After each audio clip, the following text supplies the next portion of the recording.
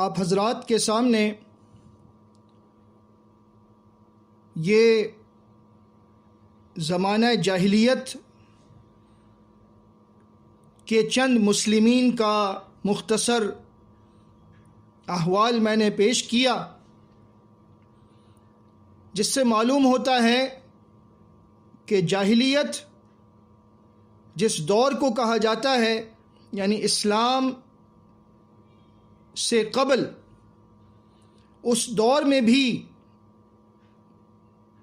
ایسے لوگ موجود تھے جو مسلمین تھے، جو دین حنیف پر تھے، جو موحد تھے، اللہ کے ساتھ شرک نہ کرتے تھے، نہ ان میں کفر تھا، اور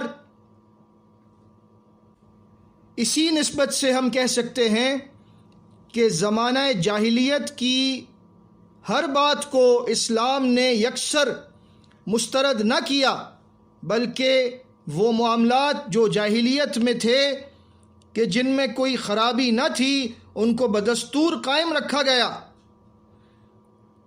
صحیح بخاری کتاب الحج میں صفا اور مروہ کی سعی کے سلسلے میں ایک روایت ملتی ہے، اور یہ روایت عائشہ صدیقہ رضی اللہ تعالی عنہا سے ملتی ہے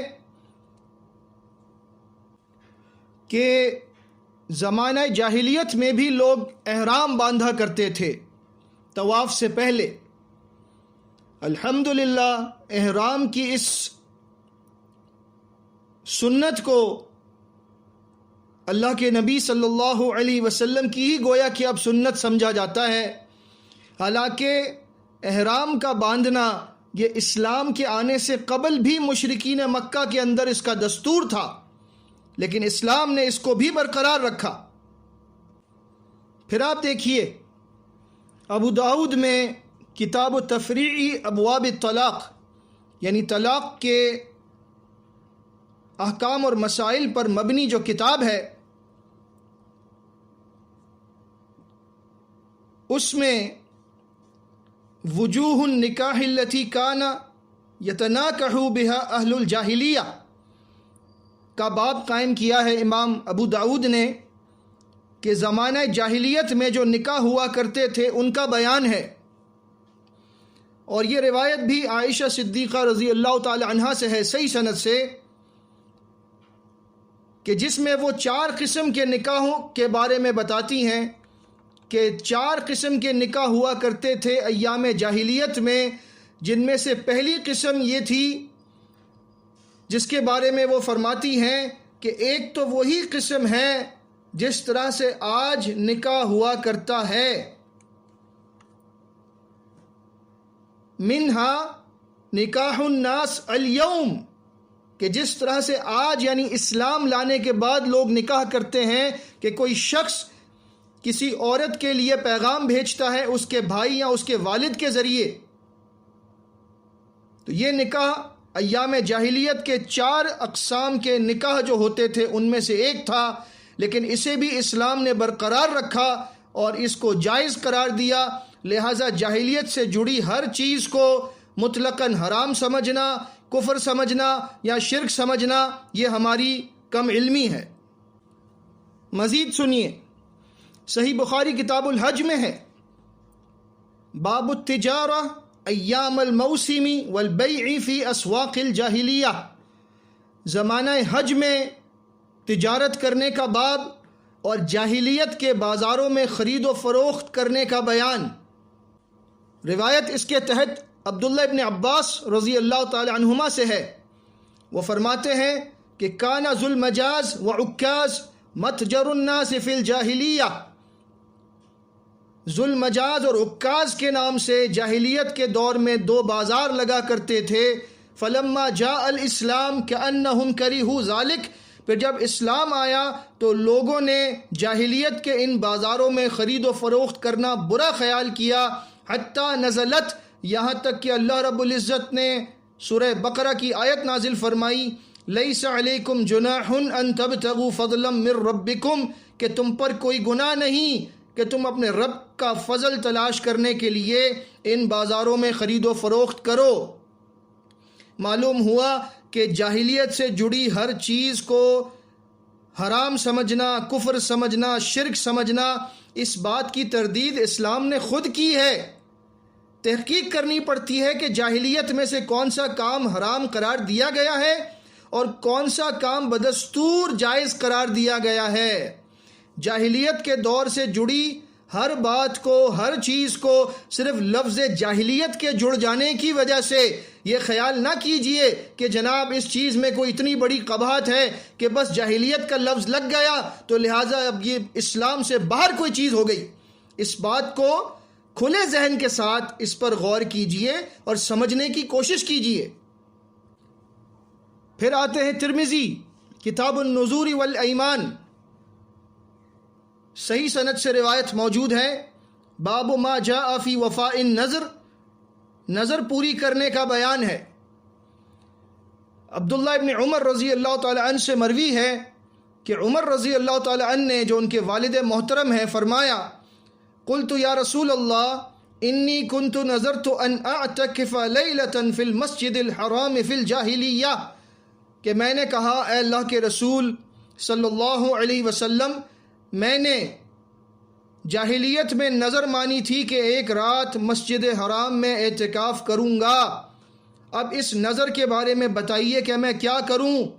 سوال کرنے کا مقصد آپ سمجھ سکتے ہیں کہ جاہلیت میں نظر مانی گئی تھی، تو اب سوال کرنے کا مقصد یہی معلوم ہوتا ہے کہ اسلام قبول کر چکا ہوں، کیا جاہلیت میں جو نظر مانی گئی تھی اس کا اعتبار ہوگا، اس پر مواخذہ ہوگا، کیا میں اس نظر کو پورا کروں یا نہ کروں؟ تو اللہ کے رسول صلی اللہ علیہ وسلم نے اس سوال پر انہیں جواب دیا، اوفی بنظرک، اپنی نظر پوری کرو۔ معلوم ہوا کہ جاہلیت کے دور میں اگر کسی ایسے کام کی نظر مانی گئی تھی جس میں شرعاً قباحت نہیں، تو اس نظر کو پورا کرنا بھی اسلام کی تعلیم ہے۔ لہٰذا آپ مسلسل دلائل سن رہے ہیں کہ لفظ جاہلیت کے کسی چیز کے ساتھ لگ جانے سے، جاہلیت سے کسی چیز کا جڑ جانا، اس بات کا ہرگز متقاضی نہیں کہ وہ چیز حرام ہو گئی، کفر ہو گئی، شرک ہو گئی۔ اس معاملے کو وسیع النظری کے ساتھ سوچئے، تنگ نظری کو چھوڑ دیجئے۔ یہ تنگ نظری، الفاظ پر گرنا اور اپنے موقف کو ہرگز ترک نہ کرنا، یہ اچھے لوگوں کی علامت نہیں ہے۔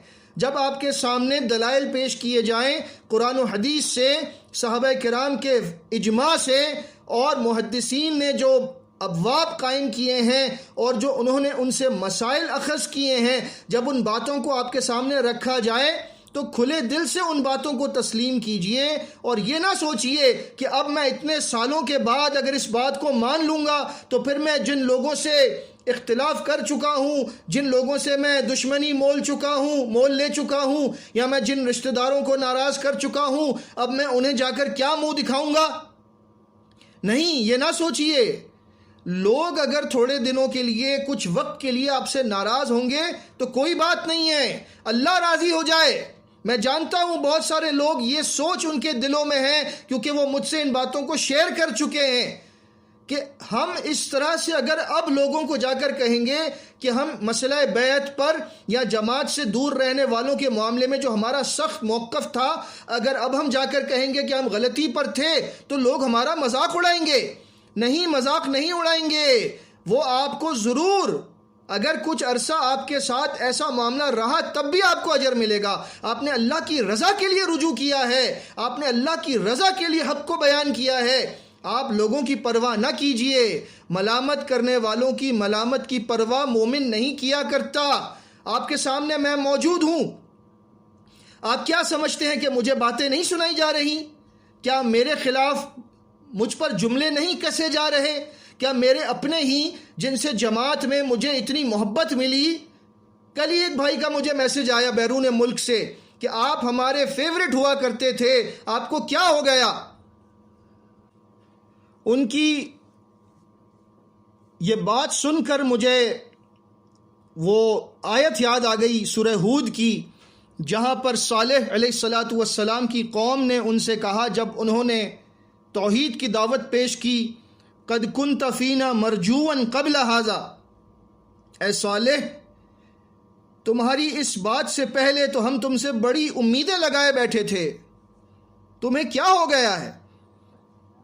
تم تو ہم میں بڑے سمجھدار آدمی تھے، ہمیں تم سے بڑی توقعات تھیں، یہ تم نے کیا کر دیا؟ تو مجھے بتائیے، اگر ان باتوں کی پرواہ کر کے ہم لوگ حق کو چھپائیں جب کہ اس کو ہم پہچان چکے ہوں، تو کیا یہ انبیاء کی سنت ہوگی؟ نہیں، انبیاء پرواہ نہیں کیا کرتے تھے، لوگوں کی باتوں کی ہرگز پرواہ نہیں کرتے۔ لہٰذا آپ بھی جب حق کو سمجھ لیں، سمجھنے کی کوشش کیجیے، اور جب سمجھ جائیں تو پھر کسی کی پرواہ کیے بغیر اس حق کو لوگوں کے سامنے رکھیں، اس کو پیش کیجیے، یہی انبیاء کا راستہ ہے، اور کسی کی پرواہ نہ کیجیے۔ اللہ تعالیٰ کافی ہے مدد کے لیے، اللہ تعالیٰ کافی ہے۔ اِنَّا كَفَيْنَاكَ الْمُسْتَهْزِئِينَ، اللہ رب العزت کا کیا فرمان ہے، کیا پیارا فرمان ہے۔ اے میرے نبی صلی اللہ علیہ وسلم، ان مذاق اڑانے والوں کے خلاف ہم آپ کی مدد کے لیے اکیلے کافی ہیں، ہم تنہا کافی ہیں۔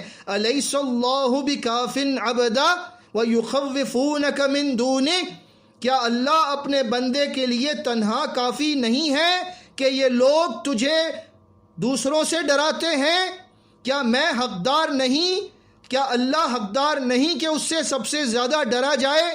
جب ہے اور ضرور ہے اور یہی ہمارا ایمان ہے تو پھر لوگوں کا خوف اپنے دلوں سے نکال دیجئے، لوگوں کی ملامت کی پرواہ نہ کیجئے، اور بتائیے جا کر کہ ہاں میں غلطی پر تھا۔ ایک مومن جب غلطی پر ہوتا ہے اور جب اس کو صحیح بات پتہ لگ جائے تو وہ لوگوں کو بتاتا ہے، کیونکہ اللہ رب العزت نے توبہ کی شرائط میں یہ بات رکھی ہے، وَأَصْلَحُوا وَبَيَّنُوا، وہ اصلاح بھی کرتے ہیں، کھول کھول کر بیان بھی کرتے ہیں۔ فَأُولَٰئِكَ أَتُوبُ عَلَيْهِمْ وَأَنَا التَّوَّابُ الرَّحِيمُ، اور ایسے ہی لوگوں کی توبہ اللہ قبول فرماتا ہے، وہ توبہ قبول کرنے والا اور رحم کرنے والا ہے، جیسا کہ سورہ بقرہ کی آیت ہے۔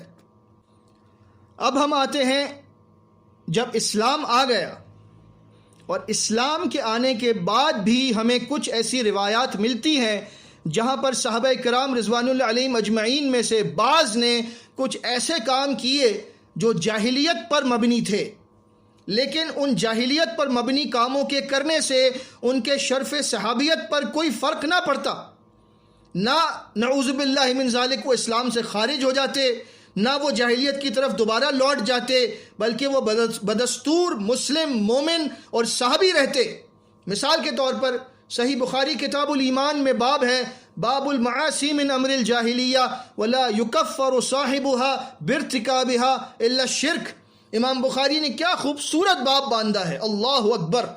لکھتے ہیں کہ گناہ دراصل جاہلیت کے کاموں میں سے ہی ہوتے ہیں، اور گناہ کرنے والے کو اس کے گناہ کے سبب اس کی تکفیر کرنا جائز نہیں ہے۔ صرف ایک ہی گناہ ہے جو کبھی معاف نہیں ہوگا، اور وہ ہے شرک، کیونکہ اللہ رب العزت نے سورہ نساء کی آیت نمبر 48 میں فرمایا، ان اللہ لا یغفر ان یشرک بہ ویغفر ما دون ذلک لمن یشاء، بے شک اللہ شرک کو کبھی معاف نہیں کرے گا، اس کے علاوہ جتنے گناہ ہوں گے جس کے لیے چاہے گا معاف کر دے گا۔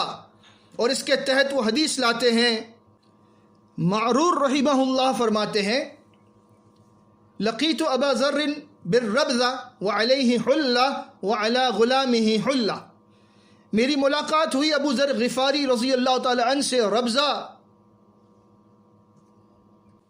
کے مقام پر۔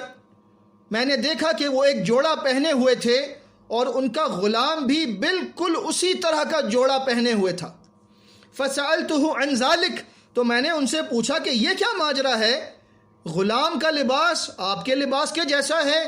فقال انی ساببت رجلا فعیرته بأمه فقال لی النبی صلی اللہ علیہ وسلم یا ابا ذر اعیرته بأمه انک امرؤ فیک جاہلیہ، کہتے ہیں کہ میں نے ایک مرتبہ اپنے کسی غلام کو برا بھلا کہہ دیا تھا، اور اس کو اس کی ماں کے معاملے میں نے غیرت دلائی، یعنی اس کی ماں کو برا بھلا کہا، تو نبی صلی اللہ علیہ وسلم نے مجھ سے کہا، فرمایا اے ابو ذر، کیا تو نے اس کو اس کی ماں کے معاملے میں غیرت دلائی ہے؟ تو ایک ایسا آدمی ہے کہ اب تک جاہلیت کا اثر تجھ میں باقی ہے۔ سوچئے یہ کون ہے؟ ابو ذر غفاری رضی اللہ تعالی عنہ۔ یہ وہ ابو ذر ہیں جن کے متعلق صحیح تاریخ الاسلام والمسلمین صفحہ نمبر 31 پر لکھا ہے، رسول اللہ صلی اللہ علیہ وسلم نے ابو ذر غفاری رضی اللہ تعالی عنہ کے سامنے اسلام پیش کیا۔ انہوں نے فوراً اسلام قبول کر لیا۔ نبی صلی اللہ علیہ وسلم نے مشورتاً فرمایا، ابو ذر ابھی اس بات کو خفیہ رکھو، اپنے شہر لوٹ جاؤ، جب ہمارے غلبے کی خبر تمہیں ملے تو پھر آ جانا۔ ابو ذر نے کہا، قسم اس ذات کی جس نے آپ کو حق کے ساتھ مبعوث کیا، میں ان لوگوں کے سامنے اعلان کروں گا۔ پھر وہ مسجد گئے، قریش وہاں موجود تھے۔ ابو ذر نے کہا، اے معاشر قریش، میں گواہی دیتا ہوں کہ اللہ کے سوا کوئی معبود و حاکم نہیں، اور میں گواہی دیتا ہوں کہ محمد صلی اللہ علیہ وسلم اس کے بندے اور اس کے رسول ہیں۔ لوگوں نے کہا، اس بے دین کی خبر لو۔ لوگ کھڑے ہوئے اور ابو ذر کو مارنے لگے، اتنا مارا کہ وہ مرنے کے قریب ہو گئے۔ اور پھر یہ واقعہ آگے چلتا ہے۔ یہ ہیں ابو ذر۔ کیا ان کے اسلام میں کوئی شک ہو سکتا ہے؟ ایک بات پر کہ انہوں نے اپنے غلام کو اس کی ماں کے سلسلے میں آر دلائی، نبی صلی اللہ علیہ وسلم نے زجر و توبیخ کے طور پر انہیں اس بات سے ڈرانے کے لیے فرمایا، اِنَّكَ امْرُؤٌ فِيكَ جاہلیہ، تم ایک ایسے آدمی ہو ابو ذر کہ تم میں جاہلیت کی خصلت باقی ہے۔ خصلت کا ترجمہ تو ہم کر رہے ہیں، اگر لفظی ترجمہ کیا جائے تو بنتا ہے اِنَّكَ امْرُؤٌ، تم ایک آدمی ہو، فِيكَ تم میں ہے، جاہلیہ جاہلیت۔ اب مجھے بتائیے، ایک صحابی ہے جس کی قربانیاں اسلام کے لیے تاریخ کا حصہ ہیں، اور اس کے بارے میں نبی صلی اللہ علیہ وسلم نے فرمایا کہ تجھ میں جاہلیت موجود ہے۔ کیا نعوذ باللہ آپ یہ کہیں گے اس حدیث کی وجہ سے کہ لفظ جاہلیت آ گیا تو نعوذ باللہ صحابی رسول جاہلیت کے زمانے میں پہنچ گئے؟ نہیں، الحمدللہ ابو ذر غفاری تو وہ ہیں جن کی عزت، ان کا احترام نبی صلی اللہ علیہ وسلم کے بعد بھی تمام صحابہ کرام کیا کرتے تھے، اس میں کوئی شک کی بات نہیں ہے۔ تو لہٰذا یہ حدیث میں مکمل کر دوں کہ پھر اس بات کی وجہ سے کہ نبی صلی اللہ علیہ وسلم نے فرمایا، اخوانکم خولکم، تمہارے غلام بھی تمہارے بھائی ہیں، جعلہم اللہ تحت ایدیکم، انہیں تو اللہ نے تمہارے ماتحت کر دیا ہے۔ فمن کان اخوہ تحت یدہ فلیطعمہ مما یأکل، پھر جب تم میں سے کسی شخص کے ماتحت اس کا کوئی بھائی ہو جائے، غلام بن جائے، تو وہ جو خود کھاتا ہے وہی اس کو کھلائے، وَلْيُلْبِسْهُ مِمَّا يَلْبَسْ، اور اس کو وہی پہنائے جو وہ خود پہنتا ہے، وَلَا تُكَلِّفُوهُمْ بِمَا يَغْلَبُهُمْ، اور انہیں ایسے کام کی تکلیف نہ دو جو ان سے ہو نہ سکے، وَإِن كَلَّفْتُمُوهُمْ فَأَعِينُوهُمْ، اور اگر تم انہیں ایسے کام کی تکلیف دو تو ان کی مدد کرو۔ اس وجہ سے ابو ذر غفاری رضی اللہ تعالی عنہ اپنے غلام کو وہی لباس پہناتے جو خود پہنا کرتے تھے۔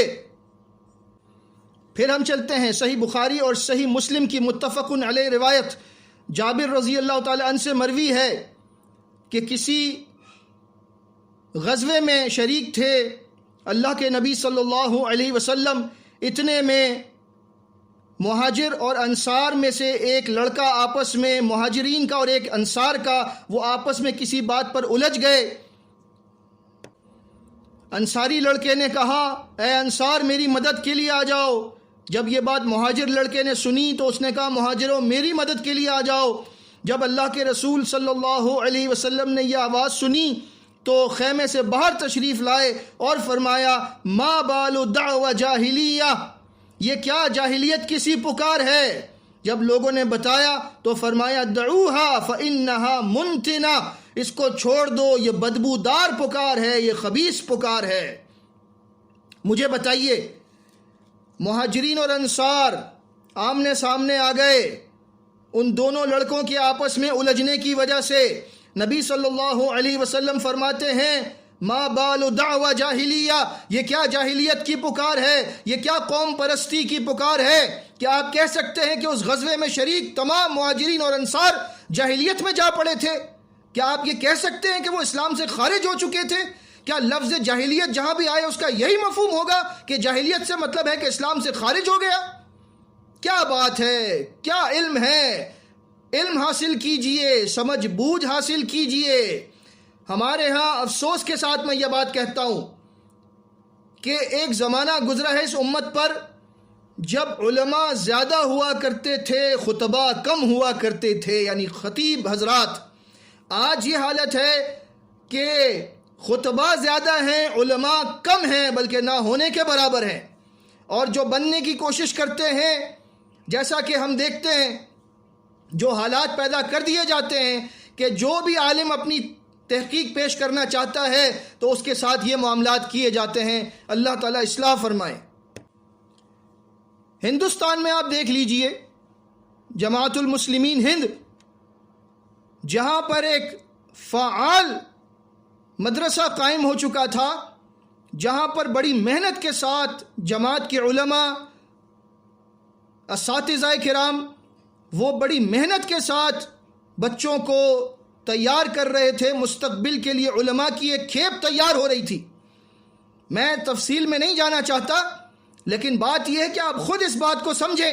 وہ خطوط جب میرے پاس آئے ہیں تو پڑھ کر اتنا افسوس ہوا ہے کہ ایک چلتے ہوئے مدرسے کو، جہاں پر لوگ باقاعدہ اپنے بچوں کو دور دور سے انہوں نے بھیجا ہوا تھا پڑھنے کے لیے، اس کو یہ کہہ کر بند کروا دیا گیا کہ یہاں پر فرقہ پرستوں کی تعلیم دی جا رہی ہے. کون سی تعلیم دی جا رہی تھی؟ وہ مدرسہ بند ہو چکا. علماء آج بھی جماعت میں موجود ہیں. آپ ہندوستان رابطہ کر کے معلوم کر سکتے ہیں کہ وہ کون سی کتابیں پڑھا رہے تھے. تحقیق آپ خود کیجئے. آپ کو بتانا یہ چاہتا ہوں صرف اتنی سی بات کہ علماء کو جماعت سے دور کیا جاتا ہے، اور جب وہ دور ہو جاتے ہیں اس کے بعد ان کی کسی بات کو تسلیم نہیں کیا جاتا. اس کردار کشی کو، اس کیریکٹر اسیسینیشن کا یہ جو دورہ ہے، اس کو ختم کر دیں. بہت ہو گیا. جماعت کو آپ لوگوں نے تباہ و برباد کر دیا ہے. اس کو آپ لوگوں نے اپنی ذاتی ملکیت سمجھا ہوا ہے. جیسا چاہتے ہیں ویسا کرتے ہیں. پورا مدرسہ بند کروا دیا. اس سے پہلے کراچی کے مدرسے کا کیا حال کیا ہے؟ وہاں پر جو عالم صاحب پڑھاتے ہیں ان کے بارے میں کیا کیا باتیں سننے کو آ رہی ہیں. پہلے جو علماء وہاں پڑھاتے تھے ان کو ذرا ذرا سی بات پر معزول کر دیا جاتا تھا، مدرسہ بند کر دیا جاتا تھا. کیا اس طرح جماعت چلتی ہے؟ کیا اس طرح علماء کا اکرام ہوتا ہے؟ اللہ تعالیٰ سمجھنے کی توفیق عطا فرمائے. سورہ احزاب کی آیت نمبر 33 اللہ رب العزت نے فرمایا وَقَرْنَ فِي بُيُوتِكُنَّ وَلَا تَبَرَّجْنَ تَبَرُّجَ الْجَاهِلِيَّةِ الْأُولَى. اے نبی کی بیویوں اور ان کے ذریعے اس امت کی تمام خواتین سے یہ خطاب ہے. اللہ رب العزت نے فرمایا اپنے گھروں میں قرار پکڑو، اور جس طرح پہلے زمانہ جاہلیت میں عورتیں اپنے بناؤ سنگھار اور محاسن کو غیروں کے سامنے ظاہر کیا کرتی تھیں، تم اس طرح سے ظاہر نہ کرنا. معلوم ہوا کہ عورتیں زمانہ جاہلیت میں غیر محرم مردوں کے سامنے بغیر پردے کے آ جایا کرتی تھیں. اللہ رب العزت نے اس رسم کو ختم کر دیا اور بتایا کہ اب ایمان والی عورتیں ایسا نہیں کر سکتی. سوال میرا یہ ہے کہ وہ مومن اور مسلم مرد جس کی بیوی، جس کی ماں، جس کی بہن، جس کی بالغ بیٹی غیر محرم کے سامنے آ جاتی ہے، پردہ نہیں کرتی، وہ سمجھاتا ہے پھر بھی نہیں مانتی، کیا آپ اس آیت کی روح سے یہ کہیں گے وَلَا تَبَرَّجْنَ تَبَرُّجَ الْجَاهِلِيَّةِ الْأُولَى کہ وہ لڑکی، وہ عورت، وہ جاہلیت کے دور میں پلٹ گئی، لہٰذا وہ کافرہ ہو گئی، مشرکہ ہو گئی اور وہ اسلام سے خارج ہو گئی؟ یا آپ کہیں گے نہیں، بے پردگی گناہ ہے، گناہ کو گناہ سمجھنا ہے نہ کہ کفر. یہی بات تمام مسائل میں ہے، سمجھنے کی کوشش کیجئے. بالکل اسی طرح بیعت اور افتراق والی احادیث میں جاہلیت کی موت سے مراد کفر کی موت نہیں ہے، بلکہ زمانہ جاہلیت کی موت کفر پر بھی ہو سکتی ہے اور ایمان پر بھی، جیسا کہ میں نے زمانہ جاہلیت میں مسلمین کا آپ کو ثبوت دیا۔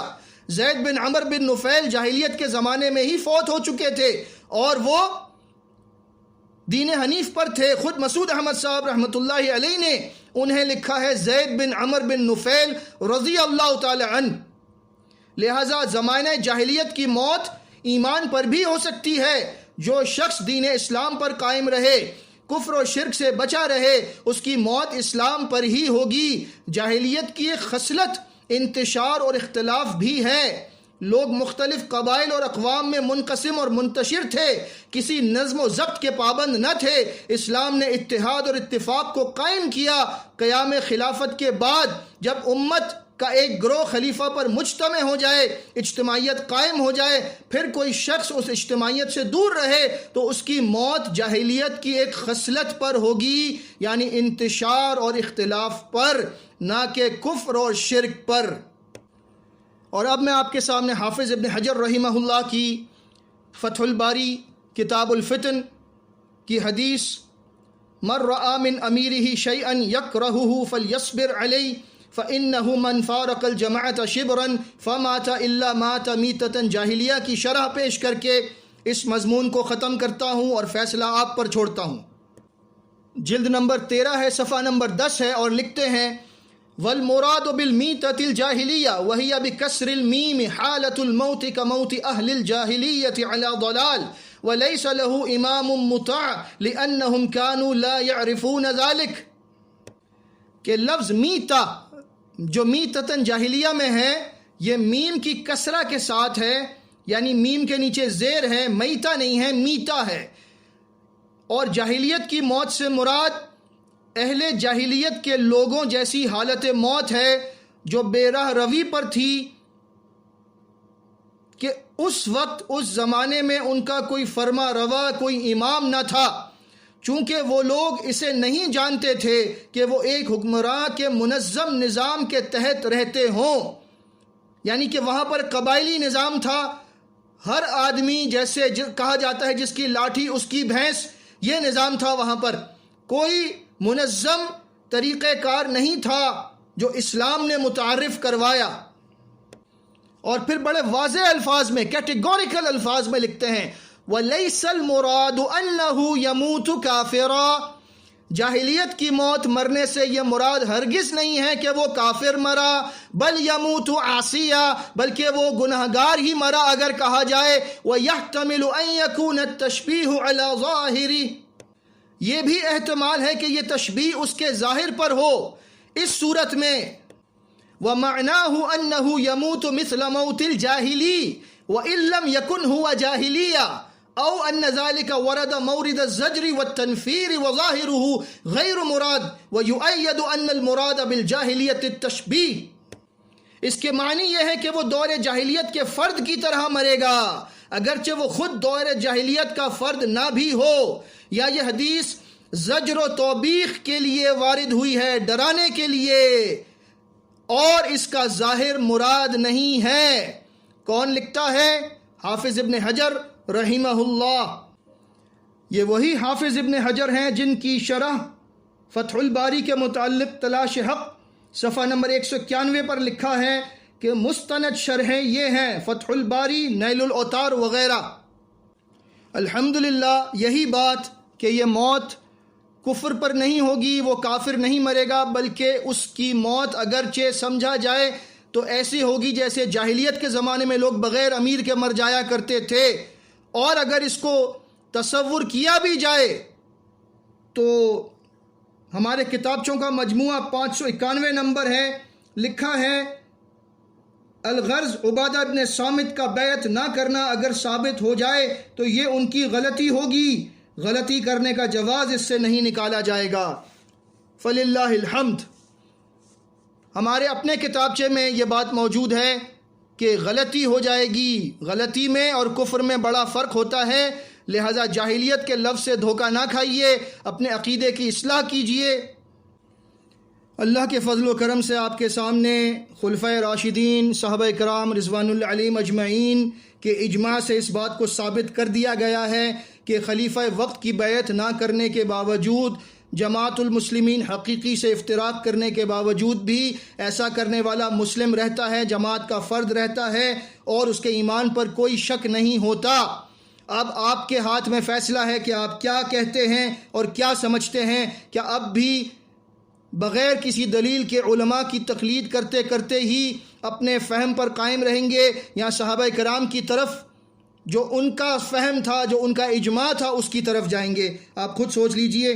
صحیح تاریخ الاسلام والمسلمین سے ایک مختصر اقتباس سنا کر ختم کرتا ہوں۔ صفحہ نمبر 653 پر لکھا ہے،